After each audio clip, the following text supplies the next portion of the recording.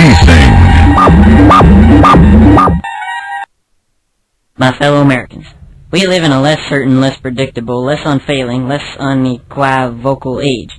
The United States is the powerfulest nation in the country, and as such, we should have the biggest and most threatening nuclear arsenal.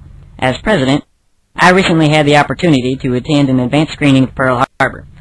I thought this was an outstanding documentary, but I was, to say the least, miffed to discover that the Japanites had the nerve to bomb Hawaii back in the 1940s before it was even a state.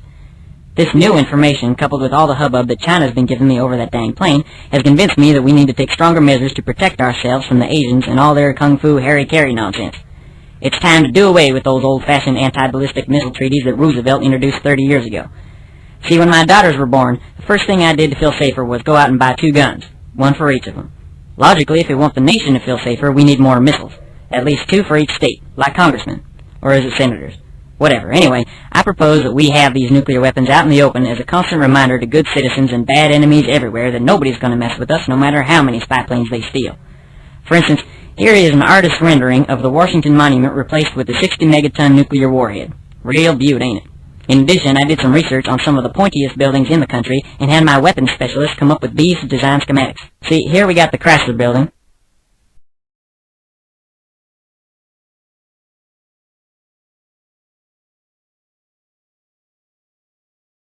the Transamerica Tower, the Space Needle, the Stratosphere Tower in Vegas, and the St. Louis Arch I want to make into a big nuclear boomerang. How are we going to pay for this, you ask? Well, fortunately, a month ago I had the opportunity to see an advanced screening of Blow. Now, I'm not proposing we sell cocaine for funding, of course not. I'm proposing we sell this. Now, this is not cocaine. It's called Nutricane. Genetically engineered, it'll get you just as high with 1/3 the calories. We just start distributing this power to Girl Scouts and Jehovah's Witnesses, get them out there selling 8 balls with their macaroons and Gideon Bibles, and boom, this new missiles defense strategy is paid for. And you thought there'd be another recession. It's important for us to use our resources and technologies to safeguard ourselves against worldly threats. And that threat's not only in the Far East, but in the Middle East and the Near East and the Upper and Lower East and East LA as well. Thank you, and God help us.